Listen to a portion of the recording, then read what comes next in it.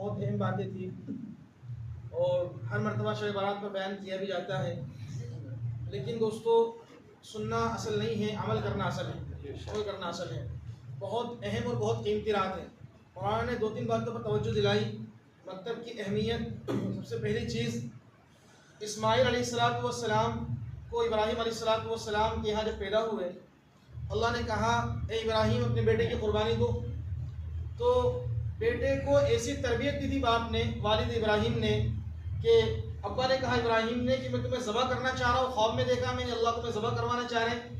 تو کیا کہا ابراہیم علیہ السلام نے؟ یا ابت فعل ما تؤمر، اے ابا کر گزریے جو حکم آپ کو دیا گیا ہے۔ ایک شاعر کہتا ہے وہ فیضان نظر تھی یا مکتب کی کرامت تھی، کس نے سکھائے اسماعیل کو آپ آداب فرزندی۔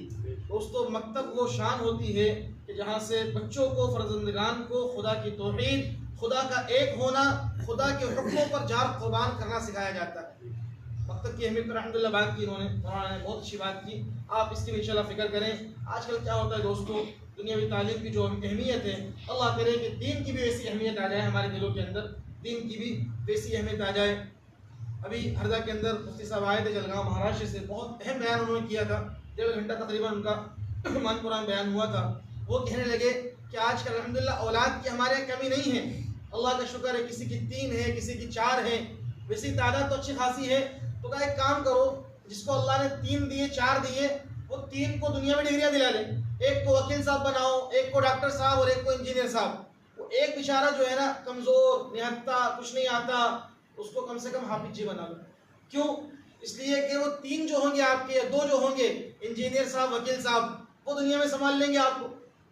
حالانکہ ایسا ہوتا نہیں، وہ بھی نہیں سنبھالتے، ہوتا نہیں ہے، لیکن مانو آپ کے حساب سے وہ آپ کو دنیا میں سنبھال لیں گے، کم سے کم یہ حافظ جی وہاں سنبھال لیں گے۔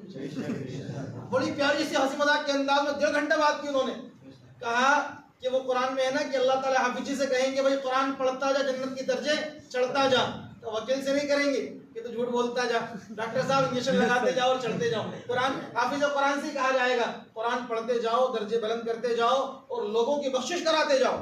ایک حافظ قرآن 10 ایسے لوگوں کو جنت دلائے گا دوزخ میں جن کے جانے کا اعلان ہو گیا۔ ایک عالم دین 70 اور 700 لوگوں کو اللہ کے کہہ لیجئے کہ وہ جو ہے جنت میں پہنچائے گا، یعنی بڑی تعداد کو انشاءاللہ یہ لوگ جو ہے جنت میں لے جائیں گے، ان کی سفارش کرائیں گے۔ ایک حافظ قرآن، کسی بندے نے مدرسے کے اندر ٹیوب لائٹ لگا دیا، بلب لگا دیا، اے اللہ یہ میرا محسن ہے، میں اس لائٹ کے اجالے میں قرآن پڑھتا تھا، اے اللہ اس لائٹ دینے والے کی مغفرت فرما دیجیے۔ اے اللہ جس قالین پر چٹائی پر بیٹھ کر میں قرآن پڑھتا تھا، اللہ فلاں صاحب نے دیے۔ جب آپ دیکھیں گے میرے دوستو، ایک حافظ ایک شخص کو جو کسان ہوگا، کھیتوں میں کام کرنے والے ہوگا، اس کے سر پر ایسا تاج ہوگا جو سورج کی طرح چمک رہا ہوگا، لوگ کہیں گے ارے تو فلاں صاحب ہے، ارے تو جو ہے بلو صاحب ببلو صاحب ہے، یعنی ایسے لقب ہوں گے، کسان ہوں گے، لیکن کہا جائے گا یہ شرف کیسے حاصل ہوا؟ تو کہا کہ اس کا بیٹا حافظ قرآن۔ مکتب کی اہمیت، قرآن کی اہمیت، تعلیم، دوستو اس کا انداز دنیا میں نہیں ہے۔ 60-70 سال کے بعد جب آنکھیں بند ہوگی تو پھر اصل زندگی جو شروع ہوگی وہاں اس کی تعلیم، اس کی اہمیت ہوگی۔ یہ وجہ ہے کہ آج کیا ہوتا ہے دوستو، ڈاکٹر MBBS 1.5 کروڑ تو اس کا ڈونیشن MBBS بنایا جا رہا ہے، اور نہ معلوم دنیا میں کتنی تعلیم ہم نے دلائی، لیکن دوستو کسی پر بھی وعدہ نہیں ہے، وعدہ ہے تو اس قرآن کے پڑھنے پڑھانے پر ہے۔ اس لیے کوئی مسئلہ نہیں دوستو، ہم بہت اعلیٰ ڈگریاں بھی انشاءاللہ حاصل کرائیں بچوں کو، لیکن کسی ایک آدھ کو، یا اگر ایک آدھ ہی ہے تو اسی کو پہلے قرآن پڑھائیں، اس کے بعد انشاءاللہ سب سے پہلے اس کو ایمان والا بنائیں، پکا سچا مومن بنائیں، پھر اس کو انشاءاللہ دنیاوی تعلیم دلائیں، تو انشاءاللہ وہ ایک ایماندار ڈاکٹر بنے گا، ایک کلمے والا اور صحیح معنوں میں انصاف پسند انشاءاللہ وکیل بنے گا۔ بہت ضرورت ہے، آج نہیں ہے دوستو، تو ڈگریاں بھی ہوں اور اس کے ساتھ ساتھ اللہ کریں کہ ہم اس قرآن کا حافظ اور قرآن کا پڑھنے والا ہی بنائیں۔ باتیں بہت ہوگی، وقت بھی ہوگا، آخری بات انشاءاللہ جو ہر سال بیان کی جاتی ہے، اس رات میں مولانا نے کیا بتایا بھائی، اس رات میں نفل عبادات کرنا ہے انشاءاللہ، لیکن دوستو نفل کی وجہ سے فرض میں کمی نہ ہو۔ عشاء ہم نے پڑھی جماعت سے الحمدللہ، جتنی کوشش، جتنی ہمت ہو، جتنی طاقت ہو اتنی نمازیں پڑھیں 12-1-2 بجے تک، اس کے بعد تقاضا ہو بالکل آرام کر لیں، تفریح اور اس طرح ہنسی مذاق دوستو نہ ہو، ہم رات کو ضائع نہ کریں، آرام کر لیں، صبح فجر میں اٹھ جائیں، انشاءاللہ فجر پڑھ لیں، پوری رات عبادت کا ثواب ملے گا۔ لیکن نفلوں کی وجہ سے فرض اگر ہمارے چھوٹ جائیں تو یہ تو کوئی بات نہ بنی، اس لیے ایسا نہ ہو دوستو، اللہ بڑے معاف کرنے والے ہیں۔ اللہ موسیٰ علیہ السلام نے اللہ سے کہا کہ اللہ جب گنہگار بندہ، جب ایک ایمان والا بندہ، نیک بندہ تجھے بلاتا ہے، پکارتا ہے تو تو کیا کہتا ہے؟ اللہ نے کہا موسیٰ جب مجھے میرا نیک بندہ پکارتا ہے تو میں کہتا ہوں لبیک یا عبدی، ایک بار کہتا ہوں لبیک۔ تو کہ اللہ تعالیٰ جب تیرا گنہگار بندہ تجھے پکارتا ہے تو کیا کہتا ہے؟ کہا میں 3 بار کہتا ہوں لبیک لبیک لبیک۔ تو کہ اللہ یہ کون سی بات ہوئی؟ گنہگار کے پکارنے پر 3 بار لبیک، اور ایمان والا اور نیک بندہ بلاتا ہے تو 1 بار لبیک۔